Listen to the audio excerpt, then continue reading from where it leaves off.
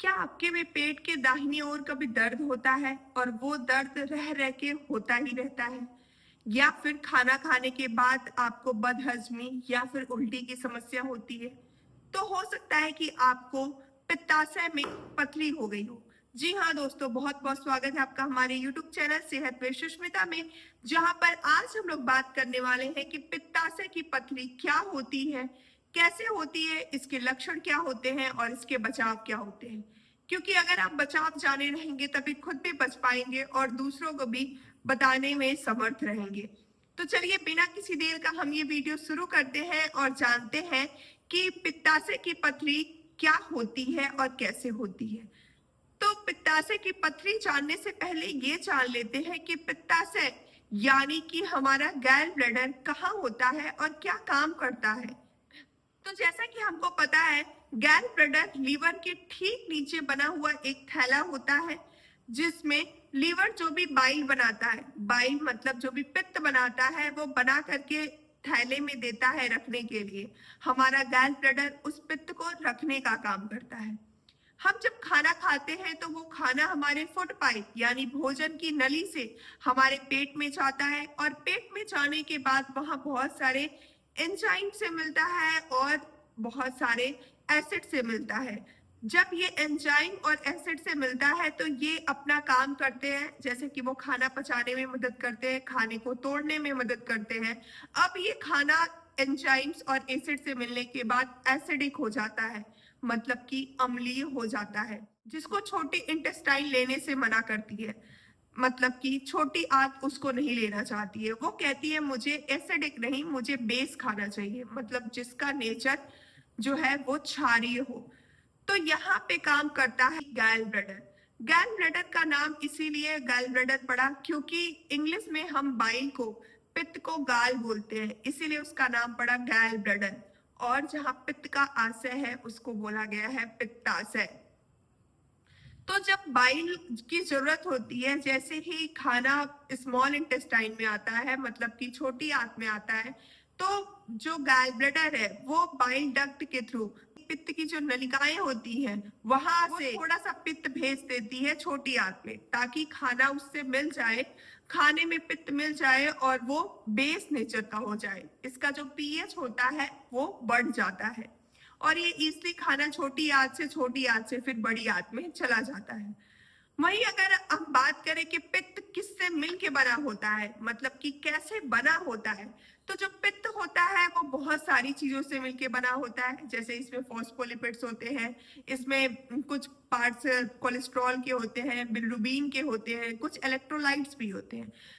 तो इन सारी चीजों से मिलकर के बनता है पित्त। अब आप सोच रहे होंगे कि इसमें बिलिरुबिन क्या है, बिलिरुबिन कहाँ से आ गया? जो हमारे शरीर में आरबीसी होती है यानी लाल रक्त कोशिकाएं होती हैं, जब वो खराब हो जाती हैं तो टूट जाती हैं, उसके बाद वो जाती है लिवर में। लिवर क्या करता है, यही बिलिरुबिन होता है जो खाने को एसिडिक से बेस में कन्वर्ट करने में मदद करता है। अब हम जान लेते हैं कि कौन कौन से फैक्टर्स होते हैं जो लोग, जिनको होने के ज्यादा चांसेस होते हैं।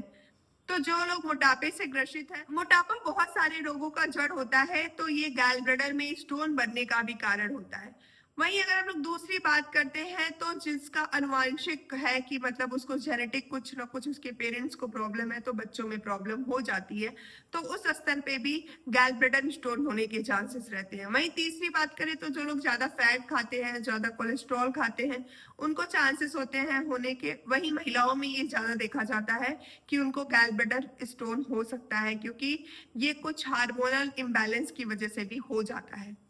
वहीं अगर हम लोग बात करते हैं इसके लक्षण की, तो इसमें बहुत सारे लक्षण आते हैं, जैसे आपको उल्टी हो सकती है, अपच की समस्या होगी, बदहजमी होगी और आपके दाहिने साइड में दर्द होगा और ये कॉलिकी नेचर का दर्द होता है, मतलब कि ये आपके कंधे तक जाता है और आपके पिछले हिस्से में भी ये दर्द उभरता है और आपको बहुत दर्द होता है।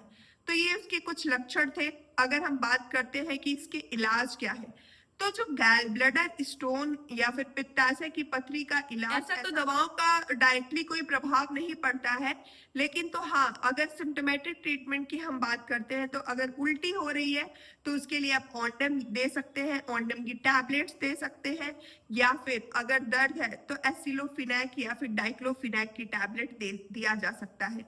वहीं अगर हम लोग बात करते हैं कि अगर आप सर्जरी की बात करें तो इसमें बहुत तरह की सर्जरी होती है। लैप्रोस्कोपिक कोलेसिस्टोमी होता है, वहीं ओपन सर्जरीज भी करवाई जाती हैं जहां पर आपके गैल ब्लैडर को निकाल दिया जाता है।